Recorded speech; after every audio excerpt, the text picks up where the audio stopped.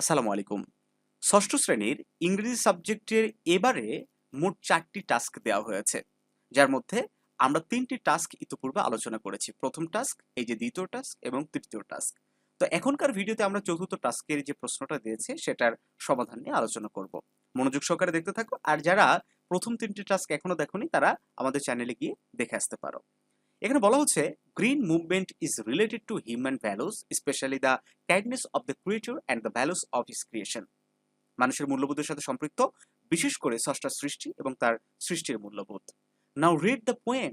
এখন কবিতাটা পড়ো। এই যে কাইন্ডনেস নামের একটা কবিতা পড়তে বলছে, এই যে দেখো, এটা কে লিখেছেন? Edgar Albert guest. তো এই কবিতাটা পড়ে কবিতার উপর ভিত্তি করে আমাদের প্রশ্ন দেওয়া হয়েছে, যে প্রশ্নগুলো অ্যান্সার করতে হবে। এখানে মোট ২টি প্রশ্ন দেওয়া আছে, এই ২টি প্রশ্নেরই আমাদের অ্যান্সার করতে হবে। প্রথম প্রশ্ন হচ্ছে হাউ মেনি স্ট্যান্জেস। স্ট্যান্জেসের বাংলা কি? স্তবক। ঠিক আছে, স্ট্যান্জের বাংলা কি? স্তবক। Stanzas are there in the poem. Copy the first stanzas and identify the remaining words. কি বলা হচ্ছে, কবিতাটি কয়টি স্ট্যান্জেস এবং প্রথম স্ট্যান্জেস কপি করে এবং রাইমিং যে ওয়ার্ডগুলো আছে সেগুলোকে চিহ্নিত করতে হবে।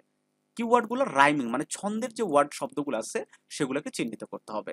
২ নম্বর প্রশ্ন হচ্ছে copy the table বিলিউ and column A write down 5 words from the poem kindness, and in column B write the words that rhyme with the words in column।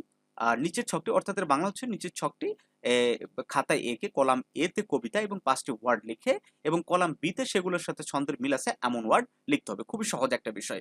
তাহলে আমরা এই কবিতাটা ভালো করে লক্ষ্য করে দেখো, কয়টা স্তবক আছে?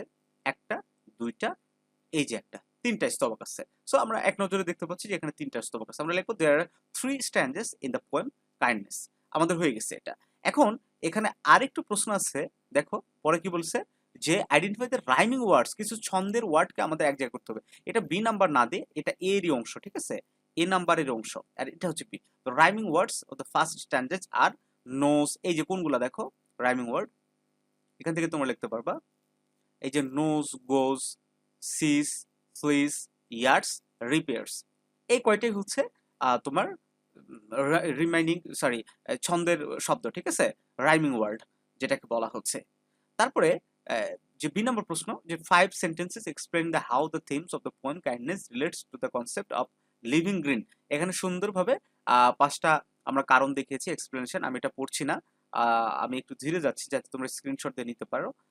ঠিক আছে, নিয়ে তোমরা খাতায় লিখবা। আশা করা যায় একদম খুব নির্ভুলভাবে একটা অ্যান্সার হয়ে যাবে।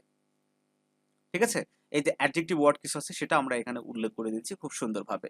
সুপ্রিয় শিক্ষার্থী বন্ধুরা, এই ছিল ষষ্ঠ শ্রেণীর যে 4টা টাস্ক দিয়েছিল, 4টা টাস্ক আমরা ডিটেলস আলোচনা করে দিলাম। তোমরা একটা একটা করে ভিডিও খুব সুন্দরভাবে আমি আলোচনা করেছি, তোমরা বুঝে নিতে পারো। আমাদের ইউটিউব চ্যানেলে গিয়ে এই ভিডিওগুলো খুঁজে বের করে দেখবা। আর যদি না খুঁজে পাও সেক্ষেত্রে ওই যে ষষ্ঠ শ্রেণী ক্লাস 6 নামে একটা প্লে স্টোর আছে, প্লে স্টোরে গেলে সবগুলো ভিডিও তুমি সাজানো গোছানোভাবে পেয়ে যাবে। তো যারা আমাদের চ্যানেলটিতে নতুন, অবশ্যই চ্যানেলটি সাবস্ক্রাইব করে দাও আর পাশে থাকা নোটিফিকেশন বেল আইকনটিও অন করে দিতে ভুলবে না। আর কোন স্কুল থেকে তুমি আমাদের ভিডিওটা দেখছো সেটা অবশ্যই একটু কমেন্ট করে জানিয়ে দিবে। ভালো থাকো সবাই।